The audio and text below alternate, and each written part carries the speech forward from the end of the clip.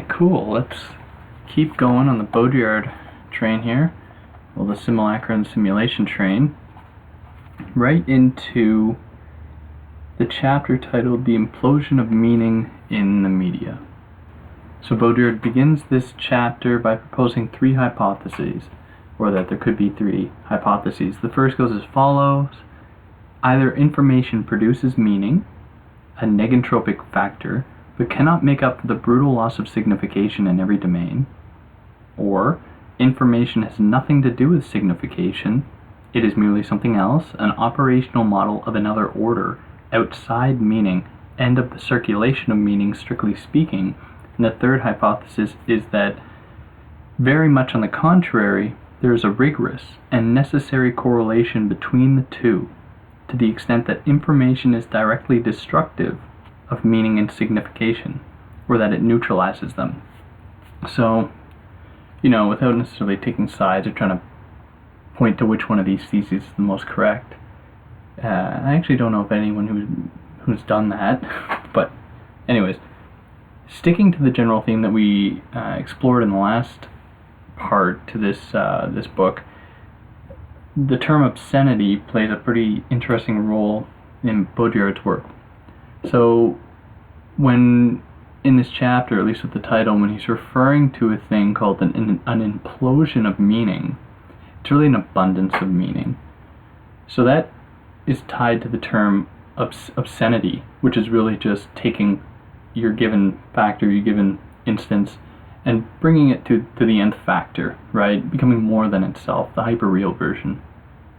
So now we can transpose another term into here, and instead of dealing with the implosion of meaning in the media, we can simply say the obscenity of the media. And it really is obscene. It's obscene not just in its content, or rather not just in its form, in the degree to which it proliferates, but really in what is being distributed. It's really it's absurd in very many ways, the things that make news. Wide-scale suffering, systemic oppression, these sorts of things very rarely make the news, right? What is more interesting, of course, is I remember seeing this one headline. God, it must be a few years ago. It was a headline stating that just about how a woman said thank you to someone else in like a line to a Tim Hortons or Baskin Robbins, I think, and it boggled my mind. But that's, perhaps I'm getting a little bit away from obscenity and getting simply into banality at this point, but the sentiment is certainly there. So Baudrillard takes the time in this chapter to really focus on information, because messages for him are a thing that have a certain historical quality, right, and that aren't necessarily grounded or don't have an affinity with the oppressive mechanisms of the code of hyperreality that we see present in this text or present today. So information is that which, being in many ways the obscenity, or an example of that, with the proliferation of it, where it's not about information for the sake of anything except for the sake of more information. What we're dealing with then is we've entered some new phase in the age in communication. So there's something to clarify about that. For Baudrillard, communication in itself is not something that we should celebrate. Communication is a product of the day and age, dealing with hyperreality to some extent. But I'm just using the term here in the most general sense, just dialogue between persons. So information is taking that beyond its limits, right? But not simply beyond its limits, not simply in the way that Marx may have visioned in the Grundrisse of capital circumventing its limits. But now it's entered an escape velocity, which is a term he employs in Illusion of the End, I think, where there is no end, right? It's not as though a new limit is created, as would be the the discourse surrounding capital, where limits are constantly created, or plateaus in the case of Deleuze and Guattari, but we're really on a steady course or perpetual acceleration into the void, into space, having accomplished escape velocity. So, effectively then, as he states, information devours its own content. It devours communication and the social, and for two reasons. The first, rather than creating communication, it exhausts itself in the act of staging communication. Rather than producing meaning, it exhausts itself in the staging of meaning.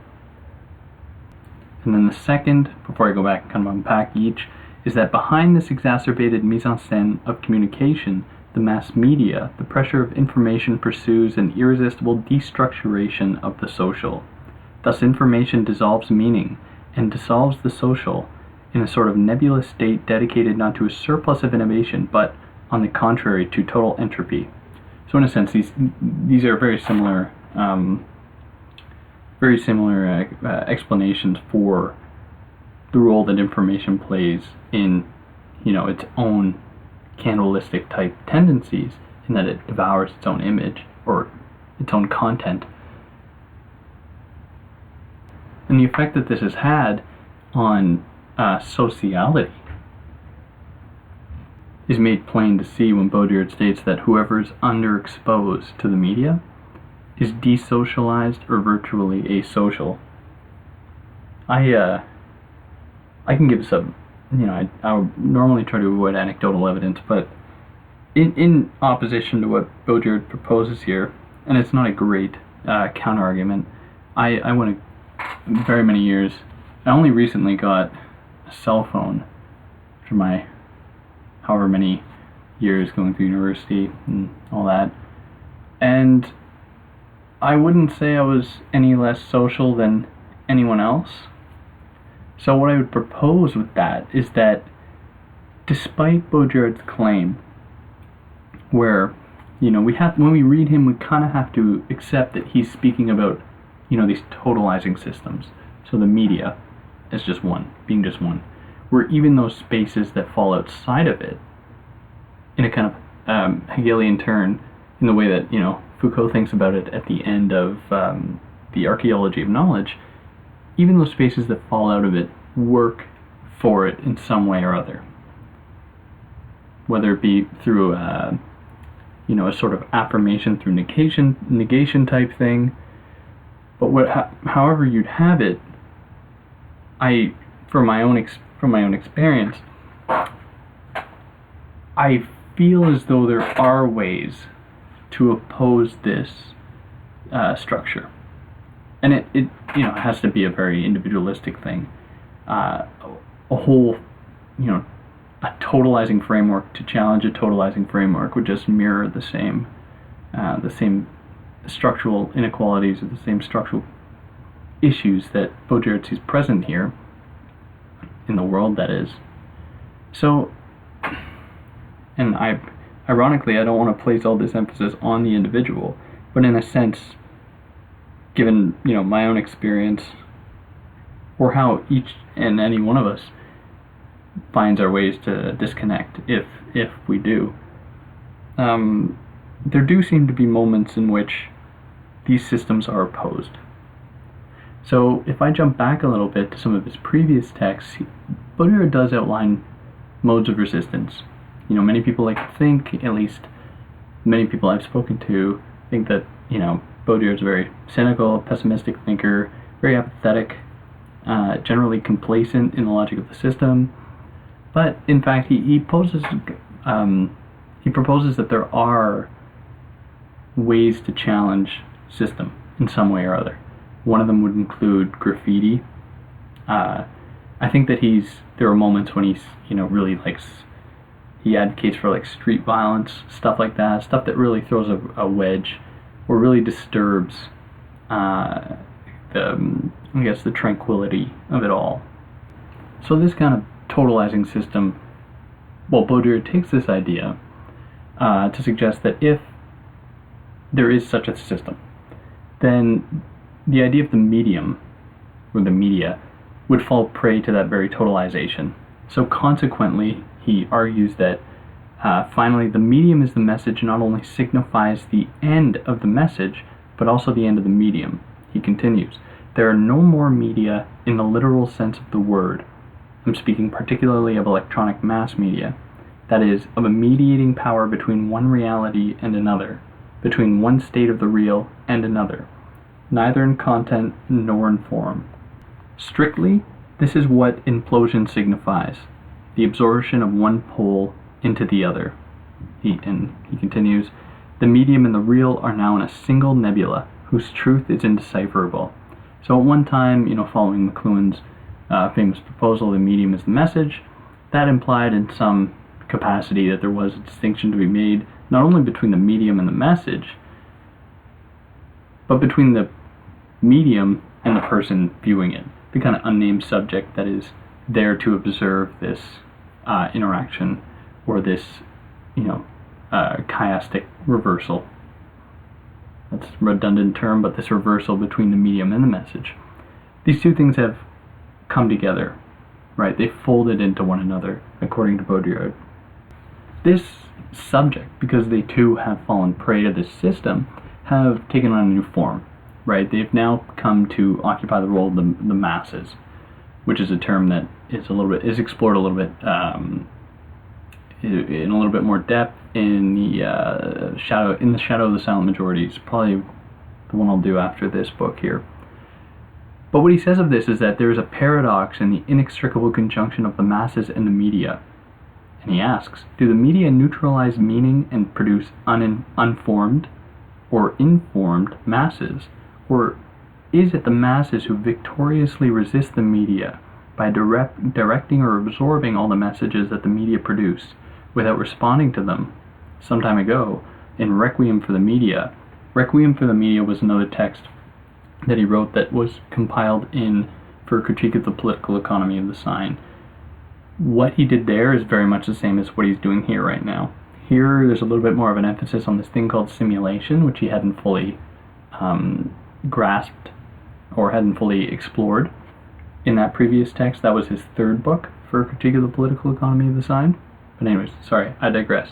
Some time ago, in Requiem for the Media, I analyzed and condemned the media as the institution of an irreversible model of communication without a response. But today, this absence of a response can no longer be understood at all as a strategy of power, but as a counter-strategy of the masses themselves when they encounter power. What then? He goes on to ask, are the mass media on the side of power in the manipulation of the masses, or are they on the side of the masses in the liquidation of meaning, in the violence perpetuated on meaning, and in fascination? So if it's the latter, where there's a total dissipation of meaning, we could hardly propose that there's such a thing called power, because power relies rather heavily on a certain circulation of meaning. And let me explain that. In the first volume to the History of Sexuality, Foucault lays out the ways in which certain sexual discourses to be found within the medical institutions rely heavily on the ability for such discourses to proliferate, to extend, to provide the semblance of a certain attachment between, a fabricated individual or a subject with said sexuality, which can then be diagnosed, which can then enter into the fold of the medical institutions. So in that way, I would propose, and if there was someone else here, I'm sure we could do a better job at kind of, unpacking that a little more. The relationship power has the meaning is present.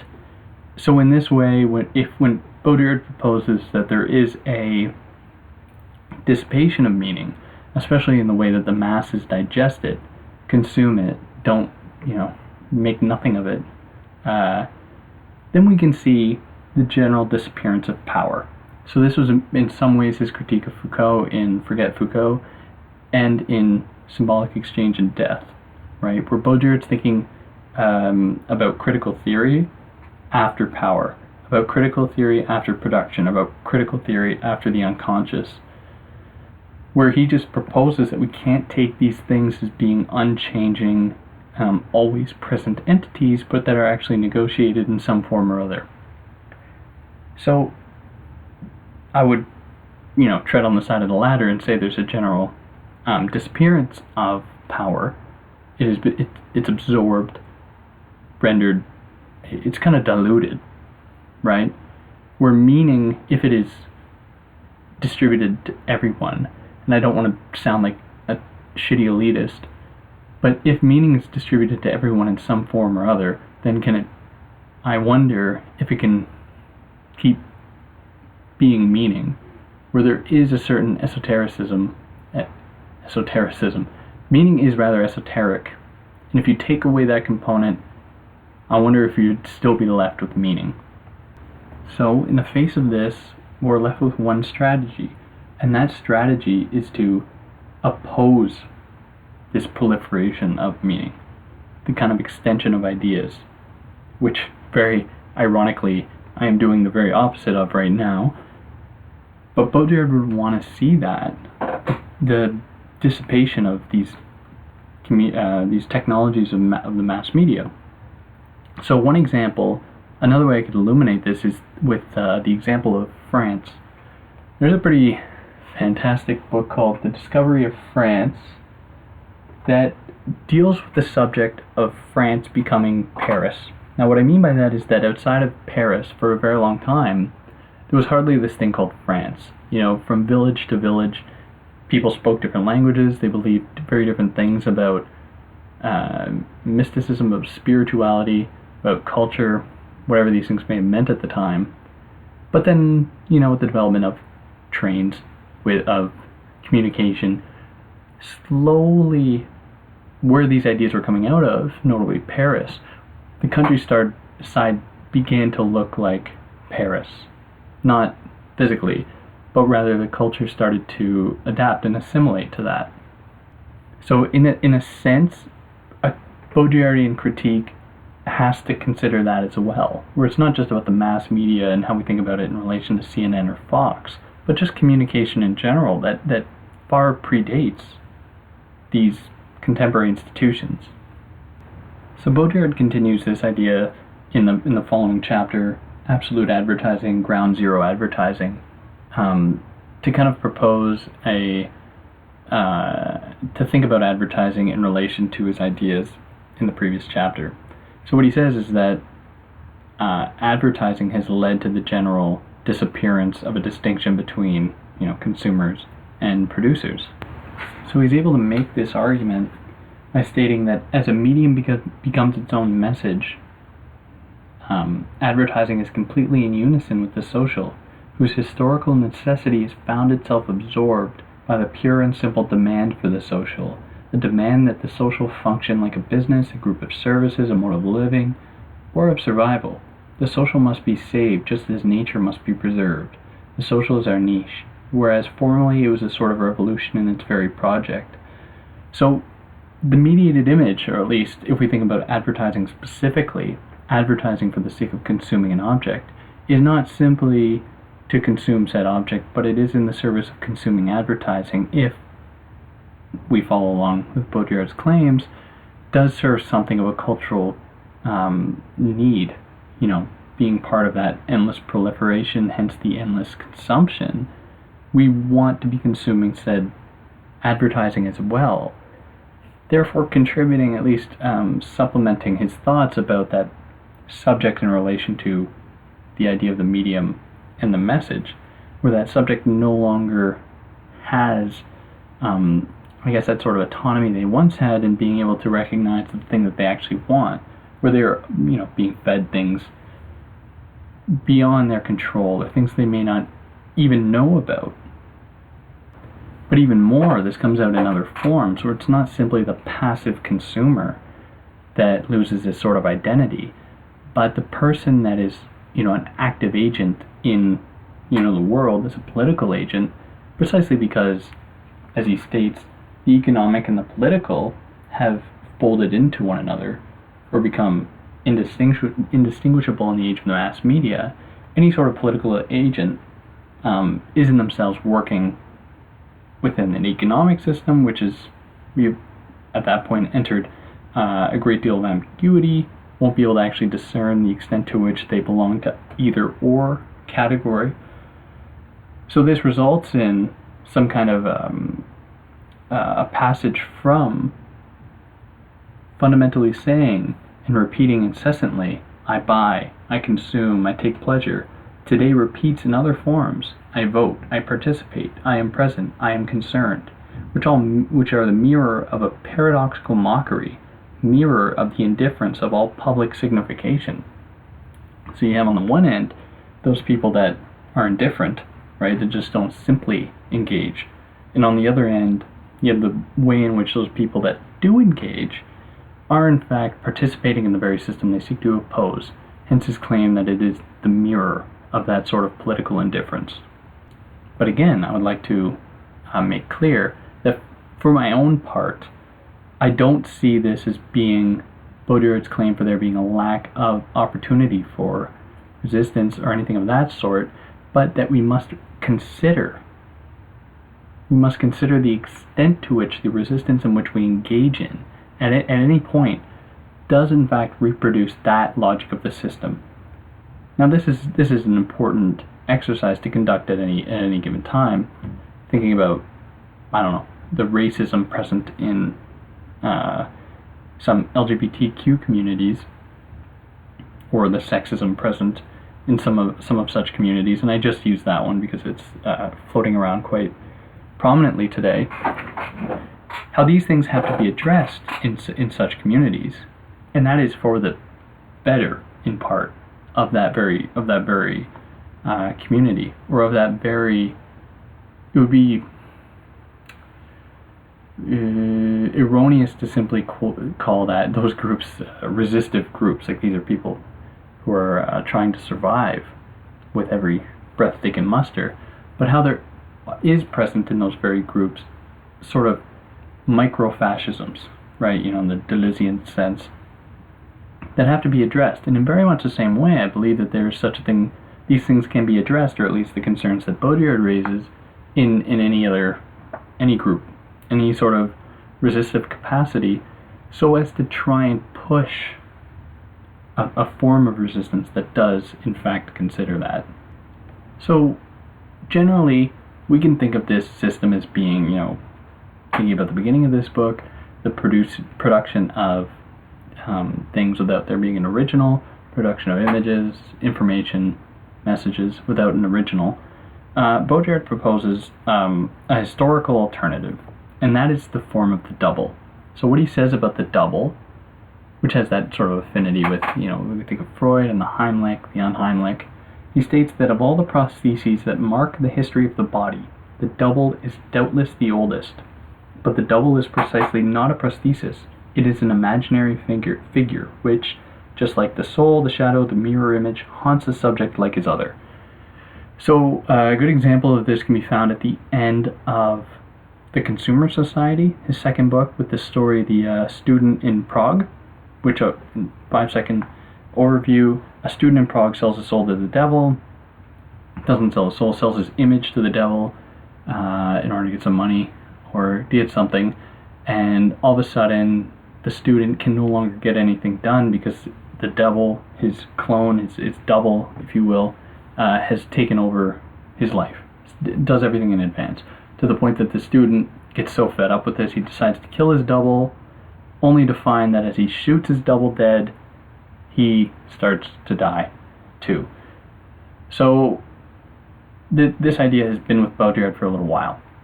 So what he says we've entered now is something that opposes that idea of a double, because the double was for him that which makes it so that the subject is simultaneously itself and never resembles itself again, which haunts the subject like a subtle and always averted death.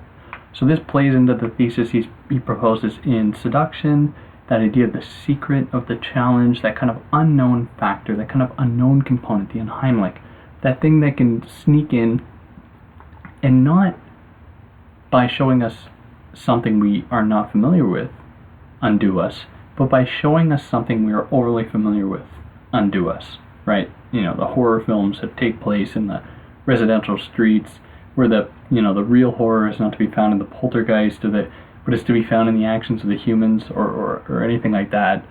especially in, zombie films. It's really the like television series. The humans are really the messed up ones. Yet we think about the zombies as occupying that place, but it really takes that double figure to make that apparent to us. In the age of the clone, however, we see that simply disappear. So what he says is that cloning, human cuttings ad infinitum, each individual cell of an organism capable of again becoming the matrix of an identical individual. In the United States, a child was born a few months ago, like a geranium, from cuttings, the first cloned child. So to arrive at this point of being able to clone things, which ironically results in a sort of death, because as he says, when the double historically has made itself manifest or apparent, that's when the death would ensue. At least that's the case in some of the stories he quotes in his previous texts. In very much that capacity, precisely because the clone is the exact physical manifestation of the double, in a sense, ad infinitum, we find ourselves in a perpetual death, right? We lose that thing that makes us human, notably, that ability to produce humans biologically or whatever.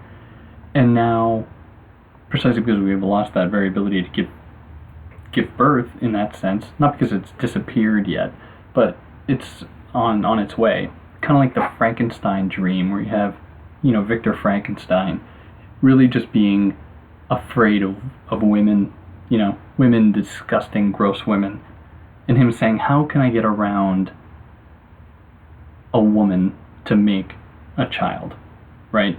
To have children. In what way can we circumvent the limitations of the biological in order to achieve the same results at an ultra fast, ultra clean way?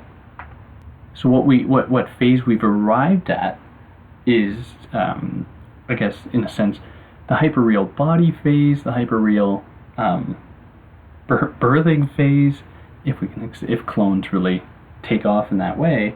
But that leads him to say that already physioanatomical science, by dissecting the body into organs and functions, begins the process of the analytic decomposition of the body, and micromolecular genetics is nothing but the logical consequence, though at a much higher level, of abstraction and simulation, so that of reducing the body to parts, to understandable, graspable things, very much the things that Foucault describes in The Birth of the Clinic.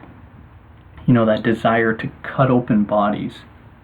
With that chapter, let's cut open some corpses, or I forget what it's titled exactly, where that desire sort of came about, right, to kind of unravel, to unearth the secret depths of the human body in order to make them manifest, to make them apparent. Now for Baudrillard, what that does is it essentially brings up the body into the domain of the code, into the domain of hyperreality, into the domain of, I will say, the real. It makes it apparent, and it makes it understandable, graspable, enters into the very logic of our system. So what this ultimately culminates into is, for Baudrillard, the end of the body.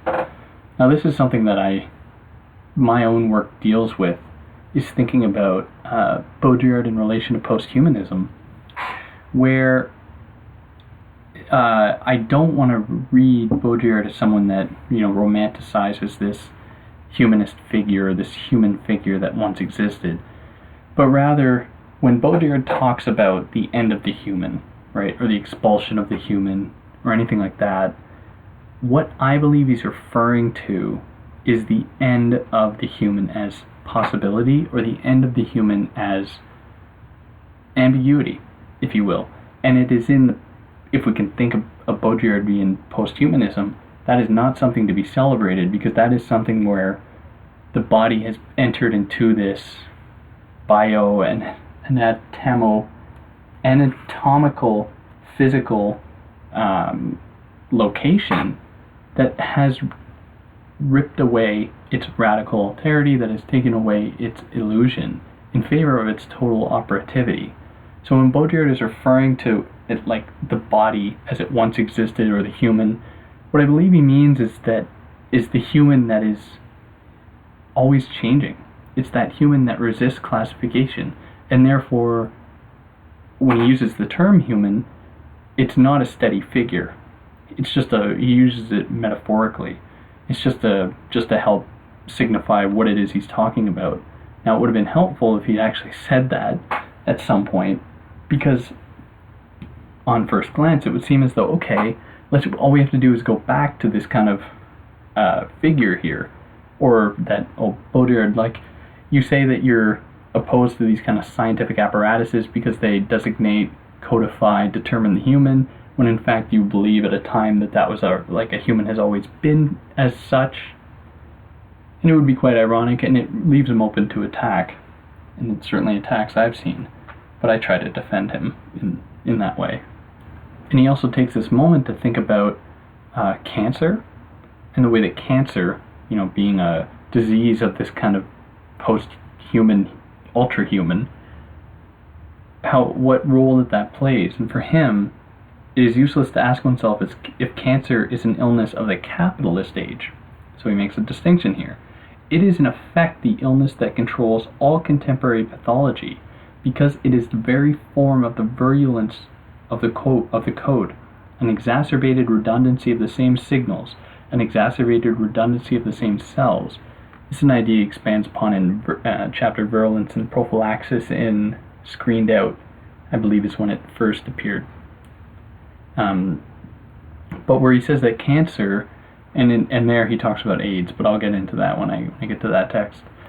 But cancer for him, precisely because it represents the proliferation, or it demands a certain proliferation of cells, albeit negative cells,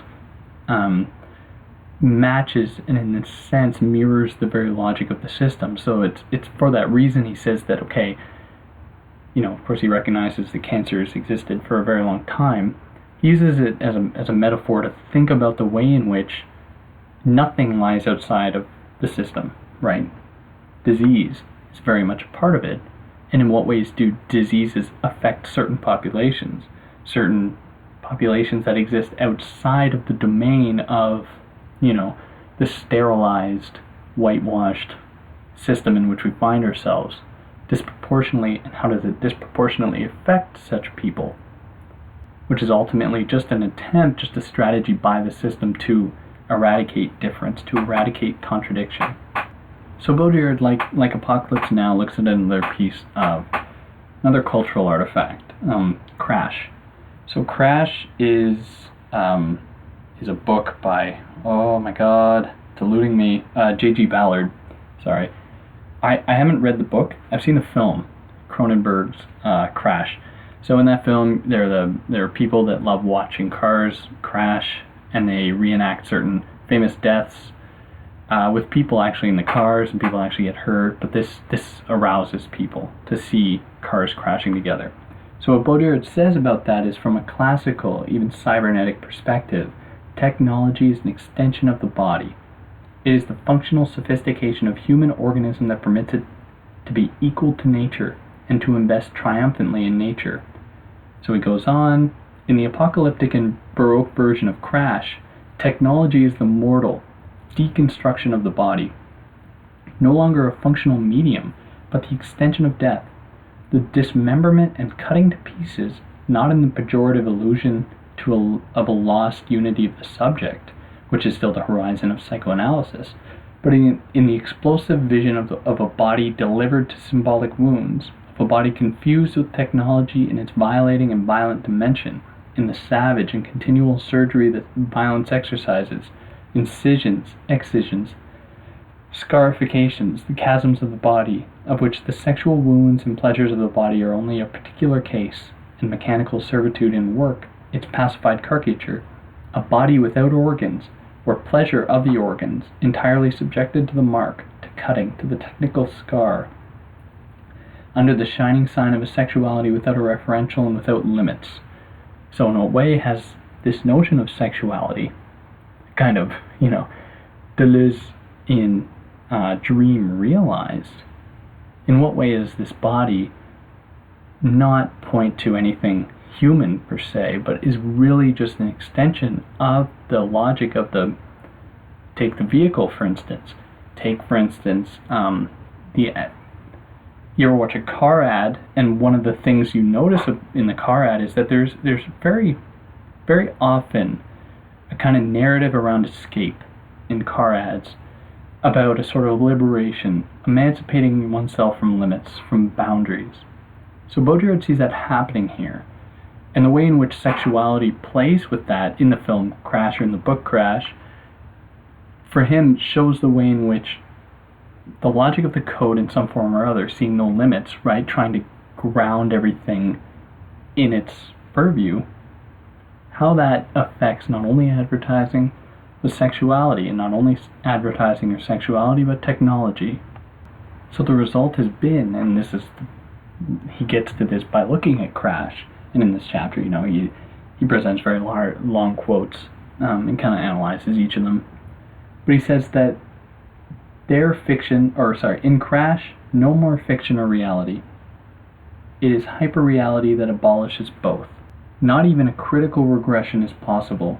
This mutating and commutating world of simulation and death, this violently sexed world, but one without desire, full of violated and violent bodies, as if neutralized, this chromatic world in metallic intensity, but one void of sensuality, hyper-technology without finality. Is it good or bad? We will never know. Which is an important thing to consider, in that there are many moments in which Baudrillard, even questions his own challenge. Says that, ultimately we might just be entering another phase of this thing called the human, of this thing called society, of this thing called culture, and to some extent, can we simply tread on the side of critique? In what way must we instead think about, possibility? But it's not something he ever really lays out, and perhaps Deleuze and Guattari are a way to get at that, thinking about sort of deterritorialization or body without organs, rhizomes, any of those sorts of things that, seek opportunity in a system that I believe is ultimately hell-bent on limiting possibility, but that will never fully be successful. At least I hope not. If there is always a glimmering hope, a small avenue to kind of get under the system, to craft your own way, then we will find it. And they are more present than we might think, perhaps. It can exist almost anywhere, I think, these kind of avenues of escape, of a challenge, simply by being exterior. So moving from Crash, Baudrillard thinks about science fiction more generally. Oh, I have a cat. Okay. What are you going to do now? You going to try and get up there? Okay. Good luck with that. Oh, you made it. Good. He rethinks in this chapter, thinking about science fiction, his three orders of simulacra. So, very quickly, there's the counterfeit, the first stage. The second stage is production. And the third stage is the code. Right? We're going from, in my very vulgar example, this is something that he lays out in Symbolic Exchange and Death.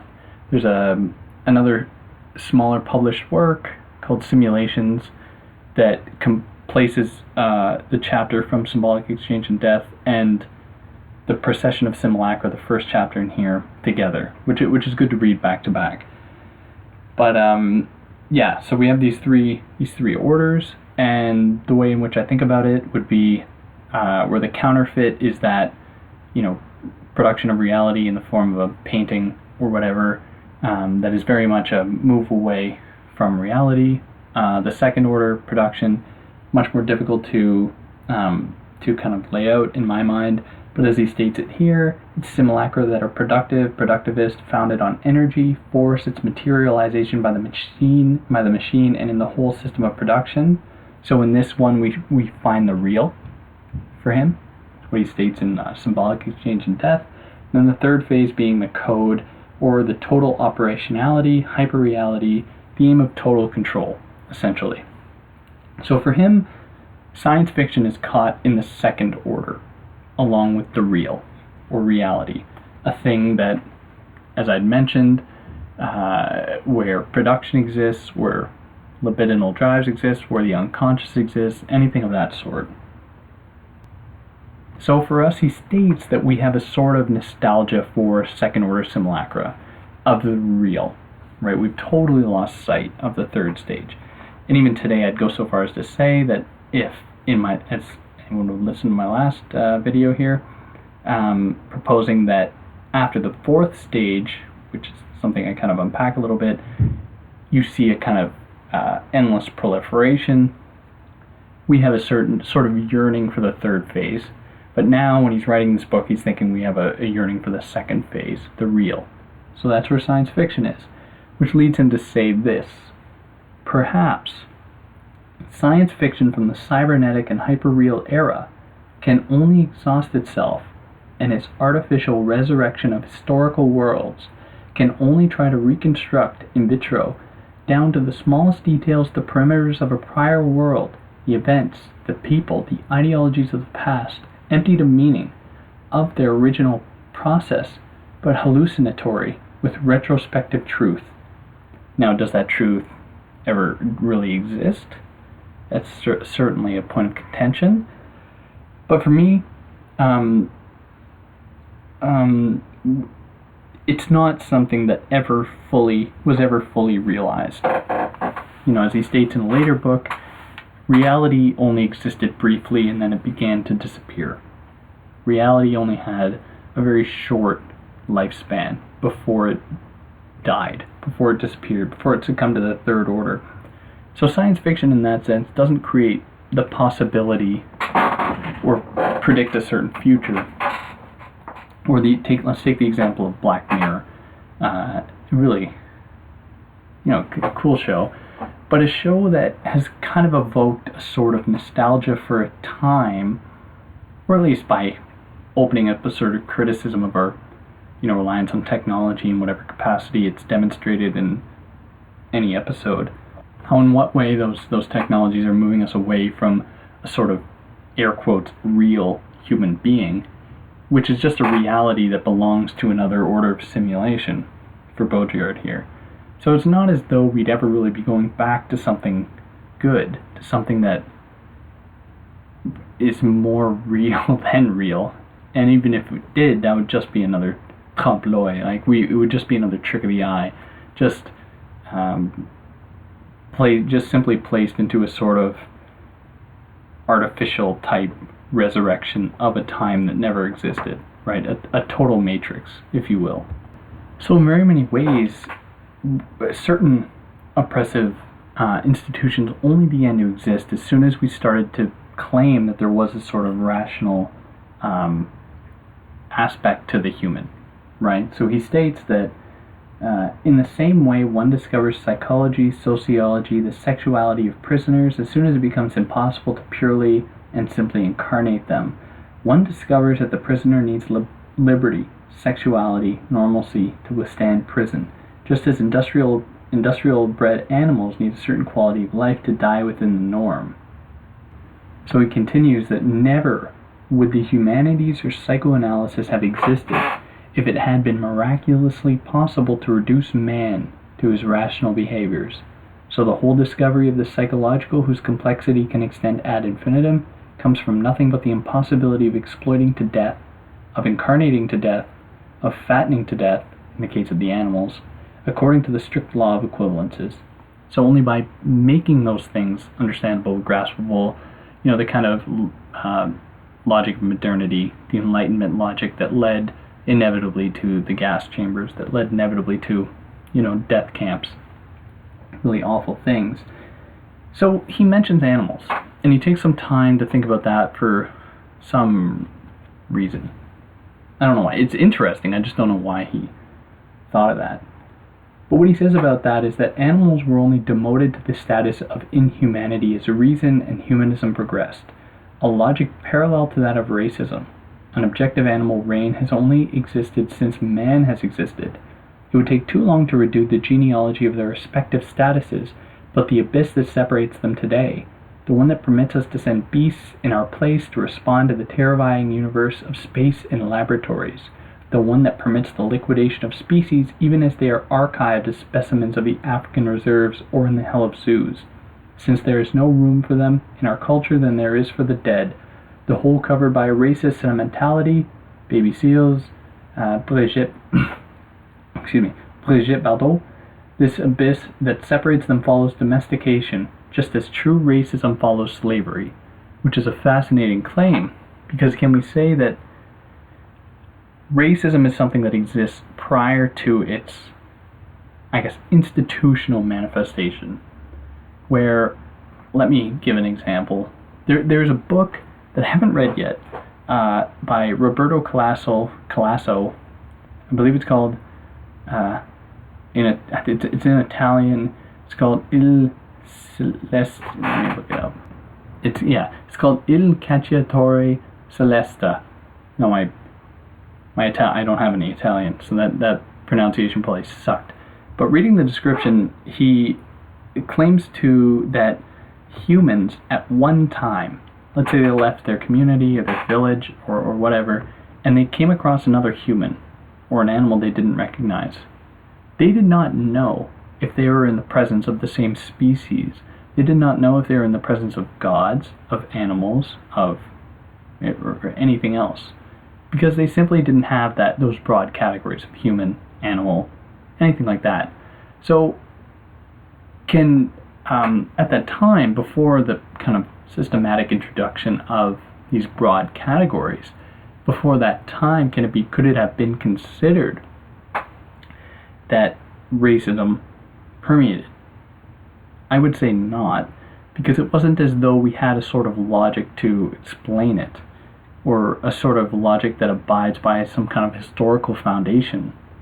Where in this case, what Baudrillard is saying is that racism, by only existing after slavery, it has entered into a sort of totalizing systemic logic. Not to say that slavery wasn't terrible, like he doesn't suggest anything of that sort, but the way in which our relationship to that has changed, and how it enters, and perhaps it's difficult to say, or hierarchize, but in some ways an even more oppressive formulation, which is rather terrible to say, because it's not one or the other, but how it's certainly something to consider, whether or not it's worse or not, the way in which racism still permeates, and how it has a certain ultra-negative effect precisely by its relationship to a system of domination, to the oppressive nature of hyperreality or of the code that seeks to quantify, locate, understand everything, and then determines how certain people, certain races, certain sexes, certain genders don't belong within that. So to return again to the case of animals, thinking about a thing like domestication, which for some might seem to be, you rescue an animal, you rescue a cat. Now that's all well and good. I don't think animals and cats are different things, by the way. That's all well and good, but that is only possible because we live in a system in which it is viewed as such, where an animal is actually at risk, or an animal will actually live a better life by being taken away from nature, right? That's one of the conditions we've created. So of that, Baudrillard says that our sentimentality towards animals is a sure sign of the disdain in which we hold them, or that general lack of respect we have for them. Not to say that animals don't have language, I don't want to be a kind of Heideggerian about this, but that we believe wholeheartedly that we know what's best for animals, we know what's best for their well-being. So in a sense, Baudrillard takes aim at Deleuze here, to say that essentially the animal is a territorial being, right? And we've kind of denied it that possibility, of which he says that as a model for the absolute, they served in turns as metaphors for virtue and vice, as an energetic and ecological model, as a mechanical and formal model in bionics, as a phantasmatic register for the unconscious, and lastly as a model for the absolute deterritorialization of desire in Deleuze's Becoming Animal. Paradoxical, he says, to take the animal as a model of deterritorialization when he is the territorial being par excellence. Par excellence. So, for those perhaps unfamiliar with Deleuze's thing, it's kind of going to 1,000 plateaus, and the way in which the idea of the animal being that kind of, for him, a deterritorialized being, presents an avenue, an opportunity. I'm butchering it because I don't have a whole lot of time to get into it. Kind of presents an avenue, an opportunity for the human to mobilize a sort of change within themselves, which Baudrillard sees as being odd because the animal is that territorial being, like at its core, is that thing that resists changing spots, it resists physically deterritorializing itself. So it is true then when Baudrillard states that animals have no unconscious because they have a territory, and that men have only had an unconscious since they lost the territory, precisely because only when we have lost something that, or the territory, kind of lost that idea of singularity, an idea he puts forth in his later work, it's only when that has sort of disappeared that we have this thing called the unconscious come into fruition, right? It kind of attaches us to a realness, it grounds us within ourselves, as opposed to a land, as opposed to a territory. And it gives us meaning in that way. So I'd like to jump a little bit to the last chapter here on nihilism, because it's interesting given some of the charges against Baudrillard. But before that, just briefly, Baudrillard makes an interesting claim about the political left. So for him, the political left, as I mentioned briefly, I kind of touched upon this in the last video, the last episode, that the left dreams wholeheartedly of a thing called power still existing, because that is what they're based on.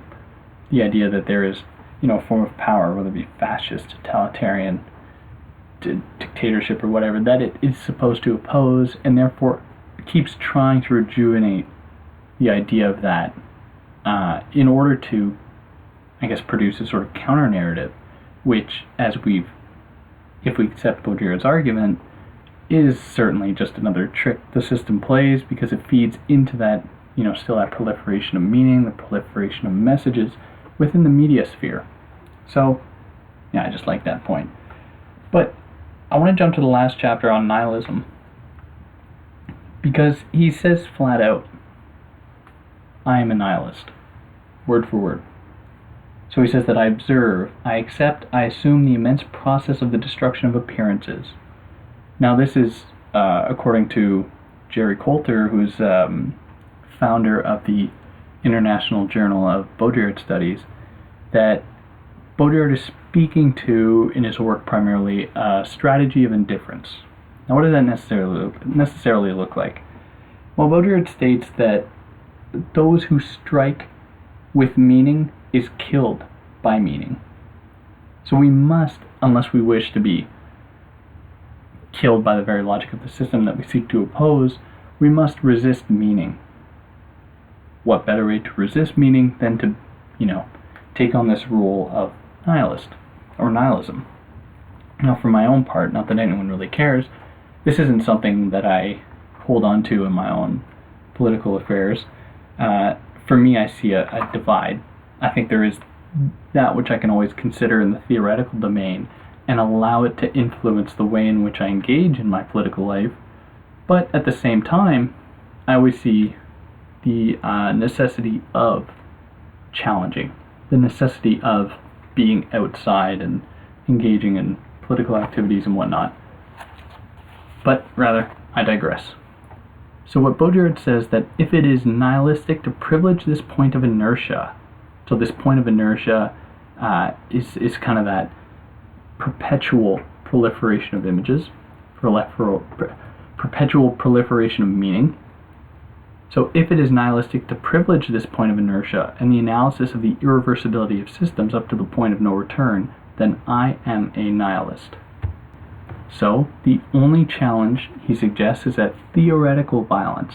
not truth, is the only resource left to us. And as we know, or as some of us may know from others' readings, the goal of theory for Baudrillard, which would be theoretical violence, is to wrest the world from its indeterminacy, to make the world more unintelligible. To make the world more unintelligible, to make it more obscure. Because as soon as we enter into this domain of truth, what has to be done, what outcomes will be achieved, if certain things are accomplished, then we're screwed. For Baudrillard, that is just the extension of the logic of the code that wants to codify everything. Rather, theoretical violence, not truth, is the only resource left to us. But even that falls short, because he states that but such a sentiment is ultimately utopian, because it would be beautiful to be a nihilist if there were still a radicality, as it would be nice to be a terrorist if death, including that of the terrorists, still had meaning. Now that's following his ideas in Symbolic Exchange and Death, where he suggests that death has been kind of eradicated, right? It has been denied its radicality. So in the face of all this, what we are left with, and these are the final words that he gives us, is this is where seduction begins. And that is following directly from him saying, but that on which it has imposed its ephemeral reign, what it hoped to liquidate in order to impose the reign of the Enlightenment, that is, appearances, they are immortal, invulnerable to the nihilism of meaning, or to non-meaning itself. So for me, and what he proposes, is that the only alternative is that of seduction, which, for those that haven't read Seduction yet, or haven't listened to what I probably naively have to say about it, seduction is that which challenges this logic of the code. Seduction is that which exists before, will exist after the code. Seduction is that which seduces light from the sun, brings it to the earth, and all those kind of fun, strange ideas. But anyways, for those, I think I'll cut it off there. For those that made it this far, I hope you got something from this. Like, this is a really great book, and there are others of his I prefer, but this is really great stuff. But if anyone has anything to add, I would certainly hope you do it, because I would love to hear what other people think. If I said anything dumb or incorrect, I would certainly hope that anyone would try to take me up on that, challenge me a little bit, at the same time be constructive. Don't give me 5-word critiques like, oh, you suck, please, or do that. I don't care, whatever you want. But anyways, for those that listen this far, thanks a lot and take care.